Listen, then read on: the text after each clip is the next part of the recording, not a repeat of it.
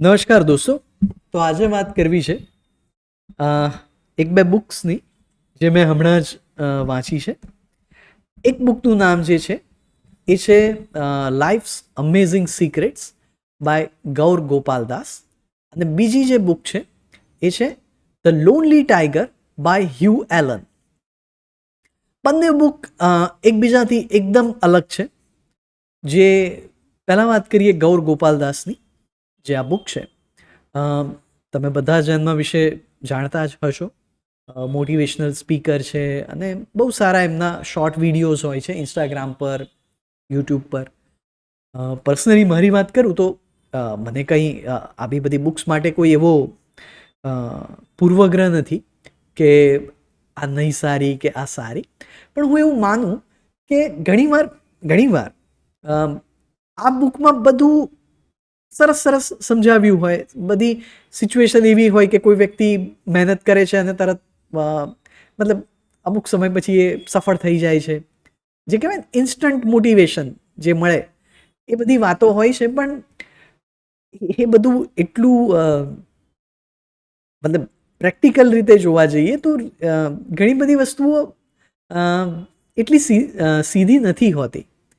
એટલે સીધું જ આ બુક વાંચવી એને બદલે કોઈની ઓટોબાયોગ્રાફી વાંચવી અને એમાં એ વ્યક્તિને જે તકલીફો પડી, એ જે વ્યક્તિઓ જે વસ્તુમાંથી પસાર થઈ અને પછી એ જે રીતે સફળ થઈ, એ વાંચવું વધારે હેલ્પફુલ થાય છે. તો હશે આપણે મૂળ વાત પર આવી જઈએ. આપણી જે એક સેકન્ડ દોસ્તો, એક સેકન્ડ. હા, સોરી. તો વાત એવી હતી કે અહીંયા આ જે ગૌર ગોપાલ દાસ છે એની આ બુકમાં મેં પૂરી વાંચી નથી. એકચ્યુઅલી મેં આજે જ પરચેસ કરી છે. છે સારી બુક. આ બુકમાં એક ચેપ્ટર મેં વાંચ્યું, એ છે વાય વરી, કેમ આપણે ચિંતા કરવી જોઈએ. બિલકુલ. હવે ચિંતા વિશે તો તમે બી ઘણું બધું વાંચ્યું હશે અને ઘણું બધું તમે મારા કરતાં વધુ જાણતા હશો.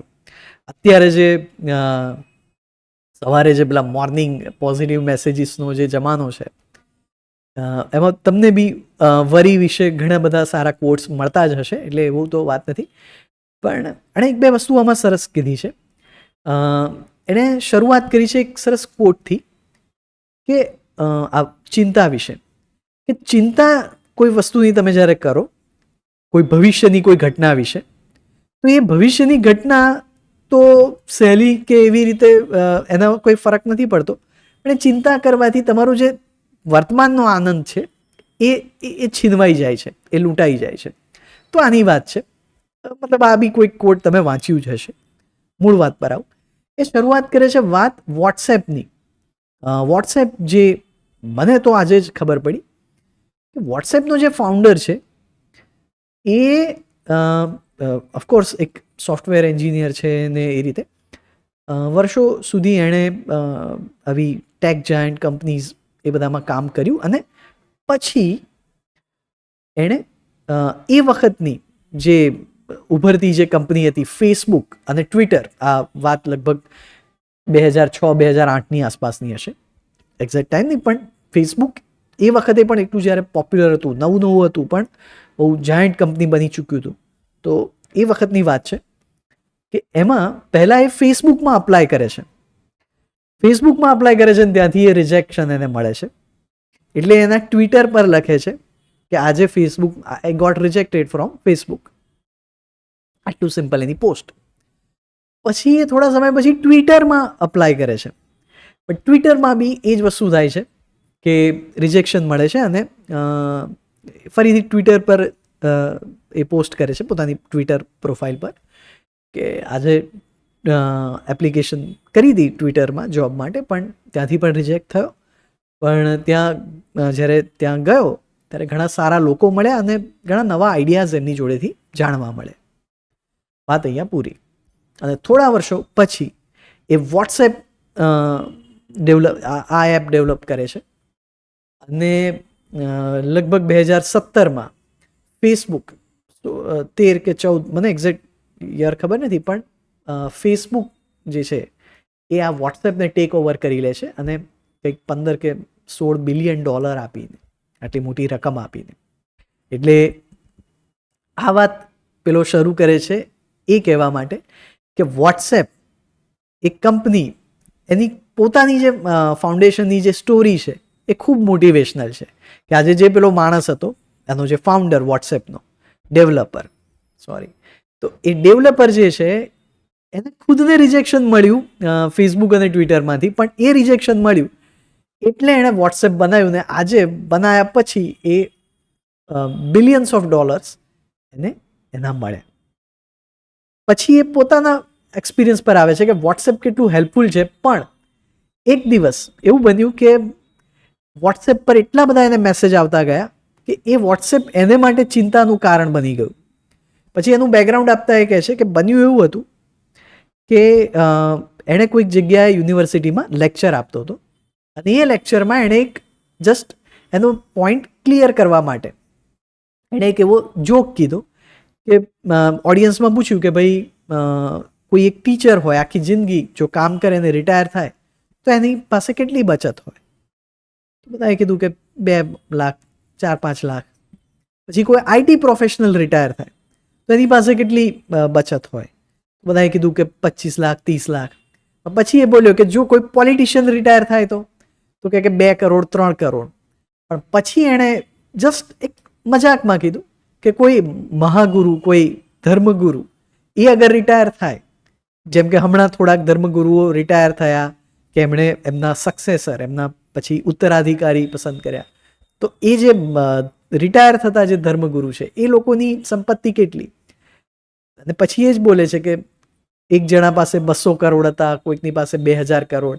અને પછી મજાકમાં એવું કીધું કે એટલે જ દોસ્તો ચૂઝ યોર કરિયર વાઇઝલી. આમ પોતાનું જે આ જે સેફ્રોન રોબ્સ એના જે સેફ્રન જે એનું જે કપડાં છે આમ જસ્ટ આમ ખાલી એમણે ઇન્ડિકેટ કરીને કીધું કે તમારું કરિયર બહુ સમજી વિચારીને પસંદ કરો, બસ મજાકમાં. એવું નહીં કે બધાને કીધું કે તમે સાધુ બની જાઓ, પણ એક જસ્ટ મજાકમાં એના કોઈ લેક્ચરના ટોપિક રિલેટેડ જસ્ટ એક જોક હતો એનો. પણ હવે પેલું આઉટ ઓફ ધ કોન્ટેક્સ્ટ આટલી જે પર્ટિક્યુલર ક્લિપ છે જોકની, એ જોકની ક્લિપ વાયરલ થઈ અને ઘણા લોકોને એવું થયું કે ભાઈ આ તો આપણા ધર્મગુરુઓનું અપમાન છે અને એવી રીતે. એટલે એને સતત વોટ્સએપ પર મેસેજ આવતા રહ્યા અને એ વાત કરે છે કે આ વોટ્સએપને મેસેજને લીધે મને ચિંતા થવા લાગી કે શું થશે. હું તો કહેવા કંઈક માગતો હતો પણ કંઈક થઈ ગયું. અને પછી જે છે કે એ પોતે આટલો વિદ્વાન છે, મેડિટેશન કરે છે. એ કહે કે હું સવારે 4 વાગે મેડિટેશન માટે ઉઠું અને મારી દિનચર્યામાં હું ચિંતાને તો કોઈ સ્થાન જ નથી, પણ એ વખતે મને પણ ચિંતા થવા લાગી. અને પછી બીજી ક્ષણે એક ઇમેજ છે, એક ડાયાગ્રામ કે જે મને મારા એક બીજા ફ્રેન્ડે મોકલ્યો હતો. એ ડાયાગ્રામ મેં મારા કમ્પ્યુટર સ્ક્રીન પર જોયો. એ ડાયાગ્રામ આ રીતે છે. એ છે ધેન વાય વરી. ચિંતા કેમ કરવી જોઈએ? બહુ સિમ્પલ છે. Do you have a problem in your life? કોઈ પ્રોબ્લેમ છે તમારી જિંદગીમાં? જો હા, yes, can you do something about it? શું તમે એના વિશે કંઈ કરી શકો છો? અગર હા, તો વાય વરી? તો પછી ચિંતાનું શું કામ છે? ફરીથી, અગર કોઈ પ્રોબ્લેમ છે, હા, તમે કંઈ કરી શકો છો એના વિશે? ના, તો પછી શું કરવા વરી કરવી જોઈએ? બરાબર, ચિંતા શું કરવા? કોઈ પ્રોબ્લેમ છે તમારી લાઈફમાં? ના, નથી, તો દેન વાય વરી? તો પછી શું કરવા ચિંતા કરવી? મતલબ કે ચિંતા કરવાનો કોઈ અર્થ નથી. મતલબ ચિંતા કરવું એટલે પેલું બેદરકાર થઈ જવું કે એવી વાત નથી. એ વાત છે કે તમારે તમારું જે કામ છે એના પર ફોકસ કરો, બસ. એ જેટલું કરી શકો છો એ કરો, પણ બાકી પછી તમારા હાથમાં કંઈ નથી.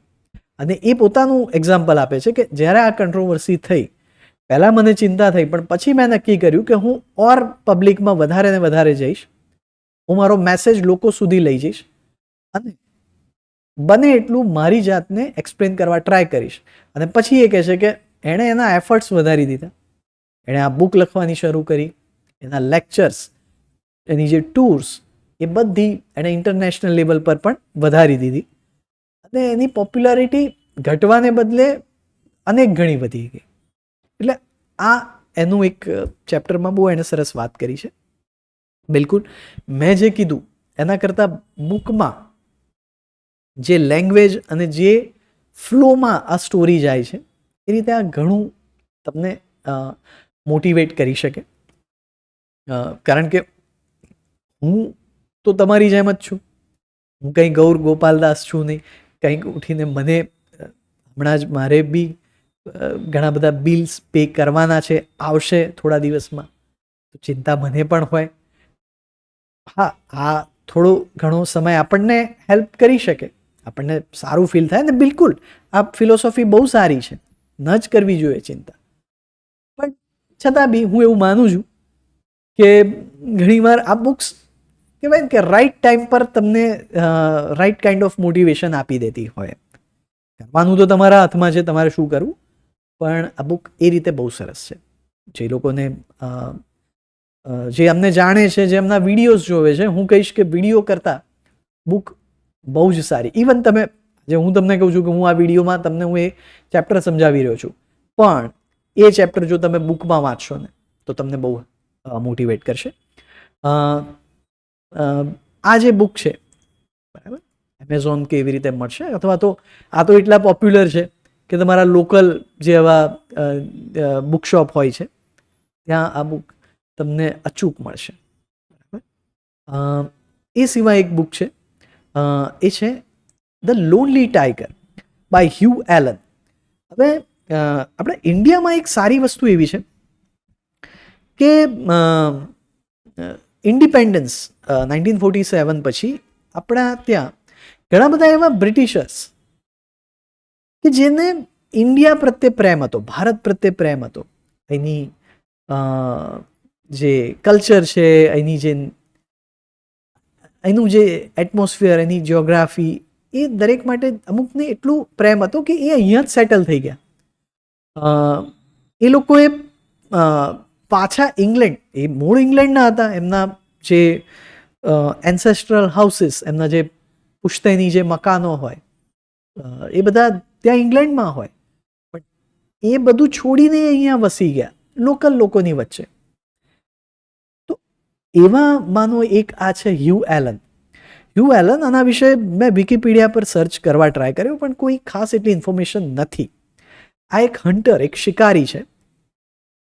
એટલે શિકારી પછી બને છે. બેઝિકલી આ British army, British Indian army, એમાં આ સોલ્જર, સૈનિક હતો. અને પછી રિટાયરમેન્ટ પછી આપણે ઇંગ્લેન્ડ જવાને બદલે એ અહીંયા ઇન્ડિયામાં રહી જાય છે. ત્યાં યુપી કે ઉત્તરાખંડ સાઈડ એક વિલેજ છે મંડી ખેરા કરીને, મને એક્ઝેક્ટ લોકેશન ખબર નથી, પણ સેન્ટ્રલ પાર્ટ ઓફ ઇન્ડિયા એમાં જ ક્યાંક આવું એક વિલેજ છે જે હિલી એરિયામાં છે, પહાડોની વચ્ચે અને જંગલ આસપાસ છે. ત્યાં એક મોટી એસ્ટેટ, એટલે મોટું ફાર્મ જે એકરોમાં ફેલાયેલું છે, એવું મોટું ફાર્મ ખરીદે છે. અને એની સિસ્ટર છે, એ બંને લગભગ રિટાયરમેન્ટ એજવાળા છે. એ લોકો ત્યાં સેટલ થાય છે. પણ એક વસ્તુ છે કે અહીંયા સેટલ થાય છે, પણ કહેવાય ને કે એક સોલ્જર તરીકે એની પાસે સ્કિલ્સ છે શૂટિંગની, અને ખબર છે કે બંદૂક કેવી રીતે વાપરવું, નિશાન કેવું લેવું. એટલે એ આ જેની સ્કિલ છે એનો ઉપયોગ કરે છે અહીંયા એના એસ્ટેટમાં, જ્યાં એ તો ખેતી કરે છે, હી ઇઝ અ ફાર્મર, પણ જંગલી જાનવરોથી જે એના પાકને કે જે બચાવવા માટે એ બંદૂક રાખે છે. અને જંગલનો એરિયા છે આ ઉત્તરાખંડ, દહેરાદૂન કે એમપી ને બધા જે જંગલ એરિયા છે, ત્યાં ખાસ તો લેપર્ડ, આ દીપડો અને ટાઈગર, એનો ઘણો આતંક રહેતો. તો આવામાં એના જે કેટલ, આ જે ઢોર ઢાંખર હોય, એને પણ સાચવવા પડે. આ જે ફાર્મ છે તો તમારી પાસે ઢોર ઢાંખર, જે બળદ હોય, ગાય, બકરીઓ, આ બધી વસ્તુઓનું પણ ધ્યાન રાખવું પડે. અને આવા જંગલોમાં બનતું એવું કે પેલા જે વાઘ, દીપડા જે હોય, એ લોકો મેન ઈટર બની જાય, નરભક્ષી બની જાય. વાઘ કે દીપડો કાં તો જખમી થાય, કાં તો ઘરડો થઈ જાય. પછી શું થાય કે એનામાં એ ફોર્સ જે એટલી તાકાત ના રહે કે એ કોઈ હરણ કે બીજા એવા જંગલી જાનવરનો પીછો કરીને એનો શિકાર કરે. એ નબળો થઈ ગયો હોય એટલે એને માટે હવે એને જીવવું તો છે, એને ખોરાક તો જોઈશે. એટલે એને માટે એ શું કરશે કે એને હ્યુમન્સનો એ શિકાર કરવાનું શરૂ કરશે. અને એકવાર ખબર પડી જાય કે આ 2 પગવાળું જાનવર છે હ્યુમન્સ, એ તો બહુ ઇઝીલી તમે એને મારી શકો છો. અને આવું જ્યારે એને ખબર પડે એટલે એ પછી નરભક્ષી થઈ જાય. તો ટૂંકમાં આવા નરભક્ષી જાનવરોથી બી રક્ષા માટે જે છે એણે બંદૂક ઉઠાવવી પડતી, એટલે એવા શિકારીની જરૂર પડતી. એટલે આ જે હ્યુ એલન છે એ મોતશોખ માટે નહીં, એ વખતે એવું હતું કે બધા જે શિકારીઓ મોતશોખ માટે શિકાર કરતા, જંગલી જાનવરોને મારતા, એમની પેલી ચામડું, જે વાઘનું ચામડું હોય કે પેલા હાથી દાંત હોય એની રીતે, તો આ એવો શિકારી નથી. ઉપરથી એ તો એવું માને કે ભાઈ પ્રકૃતિમાં દરેક પ્રાણીને જીવવાનો હક છે, એ એની રીતે જીવે છે. જસ્ટ બિકોઝ એ પ્રાણી આપણને નુકસાન કરે છે તો જ આપણને એને મારવાનો હક છે. તો આ એની ફિલોસોફી હતી. એટલે આ કોઈ પ્રોફેશનલ હન્ટર નથી. હવે થાય છે એવું કે આ જંગલમાં બીજા બધા પ્રાણીઓ છે, અને જંગલમાં ખાસ કરીને મંકીઝ, વાંદરાઓની એક ખાસી બધી વસાહતો, એના ગ્રુપ હતા. હવે આ મંકી જે છે એ બી એક રીતે તો ખેતર હોય એમાં પાકને નુકસાન કરે, ફળ છે, ફળ ફૂલ એ બધા પેલું કહેવાય ને નુકસાન પહોંચાડે. એટલે ત્યાંના જે ફાર્મર હોય એને મંકીનો ત્રાસ તો હતો. હવે ગવર્મેન્ટ એવી પોલિસી લાવી કે ભાઈ આવા જે મંકીનો શિકાર કરી લાવે અને એની પૂંછડી કાપીને લાવે તો એના એક પૂંછડી દીઠ 8 આના, એ વખતે તો એક મોટી રકમ હતી, 8 આના, એવા 8 આના એ શિકારીને મળે. આને કારણે થતું શું કે શિકારીઓનું ઝુંડ આવા મંકીના શિકાર પર નીકળી પડતું અને જંગલમાંથી મંકીનો સફાયો થઈ જતો.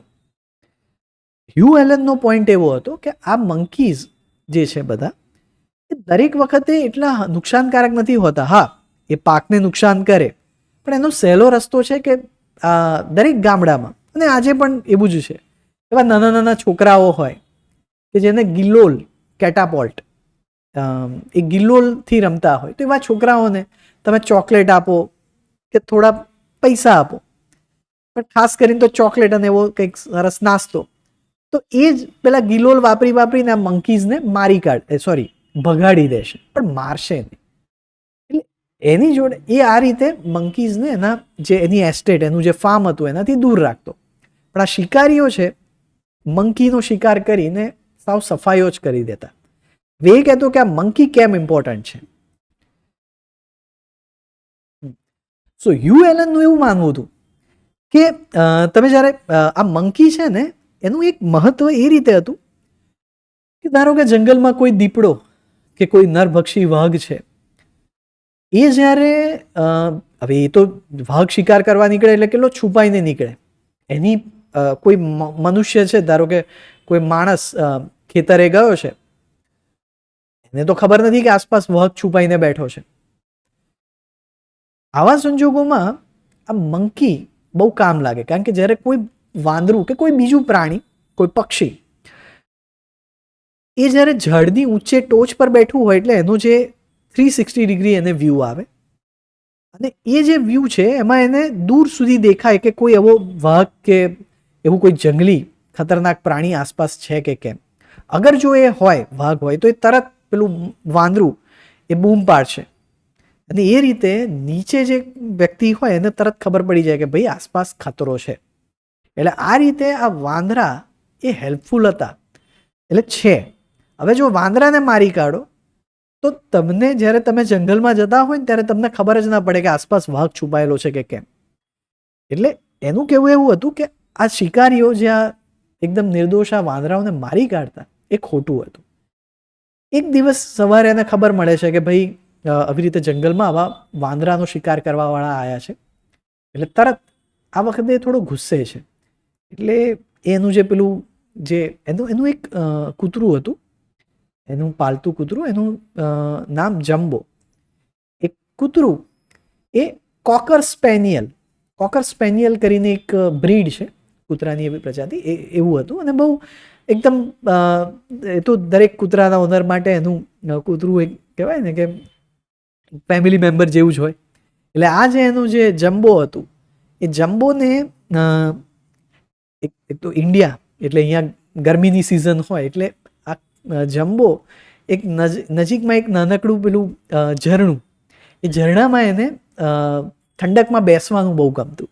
એટલે જ્યારે બી એવું કંઈક સવારે વોક પર નીકળવાનું હોય, કૂતરું એની જોડે જાય અને ઝરણામાં શાંતિથી બેસે અને પેલો આસપાસ જસ્ટ પેલું રાઉન્ડ મારે.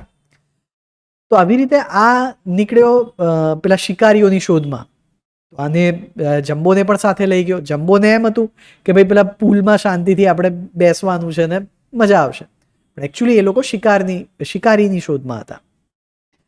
હવે અહીંયા આ બુક એકચ્યુઅલી ચેપ્ટર બહુ જ લાંબુ છે, પણ એક વસ્તુ તમને હું એકદમ શોર્ટમાં કહીશ કે જેમ શેરલોક હોમ્સ એક ડિટેક્ટિવ નોવેલ, એમાં કેવું હોય કે બધા ક્લૂઝ હોય કે ભાઈ આ જગ્યાએ દરવાજો આટલો ખુલ્લો હતો, અહીં આવું કંઈક લોહીના નિશાન હતા. એના પરથી પેલો ડિટેક્ટિવ જે છે એ પૂરેપૂરો તાગ મેળવી લે કે ભાઈ વાત શું હતી. તો સેમ વસ્તુ અહીંયા છે કે આ જે માણસ છે હ્યુ એલન, એને જંગલનો જે કહેવાય ને ચપ્પે ચપ્પે કી જાણકારી છે, એને ચપ્પે ચપ્પે એને ખૂણે ખાંચરે બધું જ ખબર છે કે ક્યાં શું હોય. અને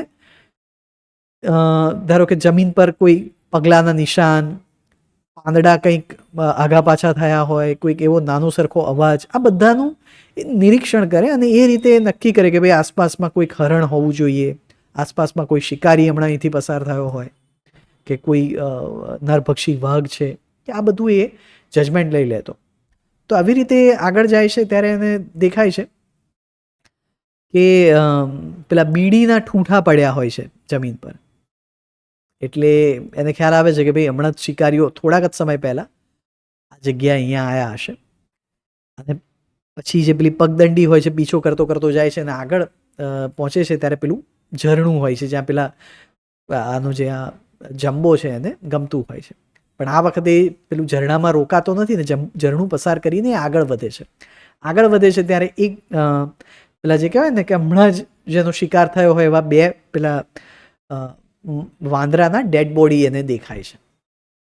એ બંને ડેડ બોડીની પેલી પૂંછડી કપાયેલી હોય છે, મતલબ પેલા શિકારીઓ પૂંછડી કાપીને લઈ ગયા હોય છે. એટલે આને ઓર ગુસ્સો ચડે છે. એ કહે છે કે આ વખતે તો હું આમને છોડીશ નહીં. પણ પાછું વળીને જોવે છે તો એનું પેલું જે કૂતરું છે જમ્બો એ દેખાતો નથી. સ્વાભાવિક રીતે એ પેલું એને જમ્બોને બોલાવે, પેલું વિસલ વગાડે છે કે જમ્બો આવે, પણ કોઈ અવાજ કે કશું આવતું નથી. એટલે એને થોડું ટેન્શન થાય છે. તપાસ કરતો કરતો જ્યારે પાછો પેલા ઝરણા પાસે આવે છે ત્યાં એને એનું જે જમ્બો છે એના પેલા લોહીના ડાઘ દેખાય છે. અને જેમ મેં કીધું એમ કે પેલા શેરલોક હોમ્સની જેમ આખું બધા ક્લૂઝ ફોલો કરતો કરતો એક જગ્યાએ પહોંચે છે જ્યાં પેલો દીપડો દૂરથી એને દેખાય છે કે પેલો દીપડો આ એનું જે કૂતરું છે એને ખાઈ રહ્યો હોય છે.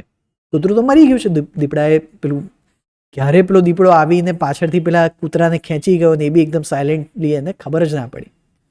કૂતરું મરી ગયું છે, પેલો દીપડો ખાઈ રહ્યો છે. પણ આને એક સવાલ થાય છે કે દીપડો આટલી ચૂપકીથી કરી ગયો એ તો બરાબર, પણ જંગલમાં બીજો કોઈ અવાજ કેમ નથી? એટલામાં એની નજર પડે છે એક ઝાડની ડાળી પર કે જ્યાં એક વાંદરું ચૂપચાપ બેઠું હોય છે. એ વિચારે છે કે આ એકચ્યુઅલી તો વાંદરાને તો તરત દેખાય કે નીચે દીપડો છે, તો વાંદરું કેમ બૂમ પાડતું નથી? શું કારણ હશે? અને એટલામાં પેલા જે દીપડાની છે નજર આના પર પડે છે. એટલે આ તરત આની પાસે રાઇફલ હોય છે, રાઇફલ લઈને જ આ નીકળતો હોય છે. તરત નિશાન લે છે અને દીપડાને શૂટ કરી કાઢે છે.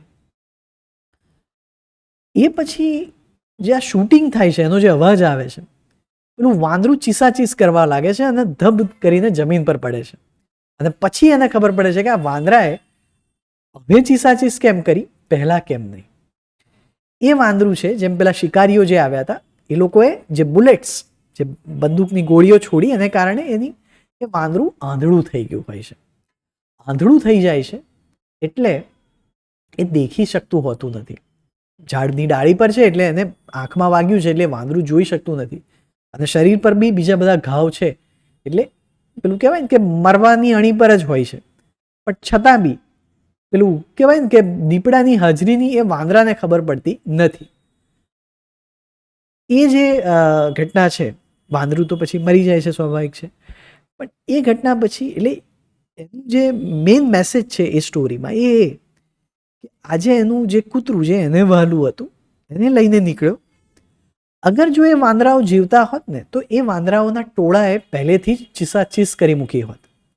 વાંદરાઓએ એને પહેલેથી જ એલર્ટ કરી દીધો હોત, ચેતવ્યો હોત કે ભાઈ આસપાસમાં દીપડો છે, અને એનું કૂતરું એ જીવતું હોત. એટલે આ સ્ટોરી અને બીજી ઘણી બધી સ્ટોરીમાં એ એક્સપ્લેન એમ કરે છે કે પ્રકૃતિનું જે બેલેન્સ છે એ ખોરવાઈ જાય છે જ્યારે શિકારી લોકો વગર કારણે આવા જંગલી પ્રાણીઓનો શિકાર કરે છે. અને આપણી બીજી ઘણી બધી સ્ટોરી છે, એવી સ્ટોરીઝ જેમાં જે એનું ટાઇટલ છે બુકનું, ધ લોનલી ટાઈગર. એમાં એવું છે કે એ જે વાઘ છે એ મોટા એરિયામાં એ વાઘ એકદમ એકલો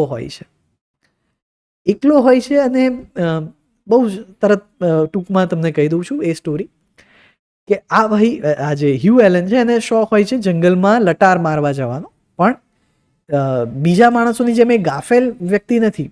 મેં જેમ આગળ કીધું કે એનું નિરીક્ષણ બહુ જ શાર્પ હોય છે, એટલે એ હંમેશા એ પેલું કહેવાય કે ચોકન્નો રહીને જ આગળ વધતો હોય કે ભાઈ કંઈ જંગલી પ્રાણી કે એવું કંઈ નથી. તો આવી રીતે એકવાર એ નીકળ્યો હોય છે અને એ વખતે એ બંદૂક લીધા વગર ગયો હોય છે. એને એમ કે અહીંયા તો શું કંઈ વાઘ કે કશું હોય એમ, અને ત્યાં એની નજર પડે છે અમુક ફૂટ દૂર એક વાઘ એને દેખાય છે, પણ એ વાઘ જાણે પેલો કહેવાય ને કે દેવદાસ હોય એવી રીતે આમ એકદમ ઉદાસ ઉદાસ ફરતો હોય છે. વાઘની નજર એના પર પડે છે, પેલો આને જોવે છે, પણ કંઈક રીતે એવું બને છે કે પેલો એકદમ સ્થિર થઈ જાય છે, વાઘ બી કશું કરતો નથી અને પછી વળીને પાછો જતો રહે છે. એટલે અને પછી એ ચેપ્ટરમાં એ કહે છે કે મારું આ રિએક્શન એ હું કંઈ અવાક થઈ ગયો તો કે પેલો સન થઈ ગયો તો એવું નહોતું. જ્યારે તમારી સામે આવું વાઘ કે કશું આવે ત્યારે આપણું પહેલું રિએક્શન હોય છે કે આપણે તરત ભાગવા માંડીએ, અને જ્યારે આપણે એવી જ્યારે સડન આવી કોઈક એક્શન કરીએ ને એને કારણે વાઘ છંછેડાય અને એને કારણે એ આપણો શિકાર કરવા આપણી પાછળ ભાગે. એટલે જ્યારે એટલે આ તો પછી એની બધી વાત છે, અને આ એક લોનલી ટાઈગરની આ એક સ્ટોરી છે. ઘણું બધું છે, મેં તો બહુ ટૂંકમાં કીધું, પણ આવી બધી સરસ સ્ટોરી છે આમાં. એટલે રાતના સમયે આ જ્યારે વાંચવાની હોય ત્યારે બહુ મજા આવે, એકદમ શાંતિને. અત્યારે તો શિયાળાનો સમય છે તો રાત્રે બહુ જ આનંદ આવે આ બધી સ્ટોરીઝ વાંચવાનો. આવતીકાલે જો કોઈ નવી બુક વાંચીશ તો હું એના વિશે તમને જરૂર કહીશ. હમણાં એક બુક વાંચી રહ્યો છું, એ છે ધ રિચેસ્ટ મેન ઇન બેબીલોન. બેબીલોન કરીને એક પ્રાચીન શહેર છે ઈરાક જ્યાં છે એની આસપાસ. તો એ બેબીલોન શહેરનો સૌથી ધનાઢ્ય વ્યક્તિ. વાત એવી છે કે એક જાતની મોટિવેશનલ બુક જ છે, ફાઇનાન્શિયલ મોટિવેશન, કે પૈસા કેવી રીતે કમાવા, કેવી રીતે ધનવાન થવું, એની વાત છે. ફરીથી હું તો હંમેશા એવું જ માનીશ કે અને માનું છું કે એ બધી બુક્સ અમુક અંશે તમને મદદ કરે. કંઈ એ વાંચવાથી તમે તરત એવા ધનવાન ન થઈ જાઓ, પણ ઘણા બધા એના મેસેજ બહુ જ હેલ્પફુલ હોય છે અગર તમે એને તમારી રૂટીન લાઈફમાં એને ઉતારી દો. તો એના વિશે કાલે અથવા પરમ દિવસે એના વિશે આપણે આગળ વાત કરીશું. તમને આ એપિસોડ કેવો લાગ્યો? તમને આમાં શું ગમ્યું, શું ન ગમ્યું? એક વસ્તુ છે જે જનરલી થાય છે કે એની લેન્થ ઘણીવાર વધી જાય છે. આજના ટાઈમમાં જ્યારે બધા રીલ્સ જોતા હોય, જ્યારે 2 મિનિટમાં કે 60 સેકન્ડમાં તરત એક મેસેજ આપી દેવાનો હોય, તો એ વસ્તુઓ બુક રિવ્યૂમાં શક્ય નથી થતી. એટલે હું માનું છું કે હું આને બને એટલું રસપ્રદ કે બને એટલું શોર્ટ કરવા ટ્રાય કરીશ, પણ મારા મતે કોઈ એક આખી બુકને જેને લખતા લેખકને જ વર્ષો લાગ્યા હોય, એનો વર્ષોનો એક્સપિરિયન્સ એમાં હોય, એ વસ્તુને તરત એક નાની રીલમાં કે એક નાના 5 મિનિટના કે 10 મિનિટના વિડીયોમાં એ વસ્તુઓ ન થઈ શકે. પણ છતાં આ વસ્તુ એકદમ વધારે એન્ગેજિંગ રહે, તમને થોડી ઇન્ફોર્મેશન મળે, તો એ પ્રમાણેનું હું બનતો ટ્રાય કરીશ. તમને જો આ વિડીયો ગમ્યો હોય તો તમે બિલકુલ આ શેર કરજો. અને તમને કોઈ બુક તમારે એના વિશે જાણવું હોય કે એના વિશે એનો બુક રિવ્યૂનો જો વિડીયો બનાવવો હોય તો બી મને એના વિશે જણાવજો. તમે કમેન્ટ બોક્સમાં લખી શકો. અને આ સાથે રજા લઉં છું અને આવતા એપિસોડમાં આપણે બીજી બુકની વાત કરીશું.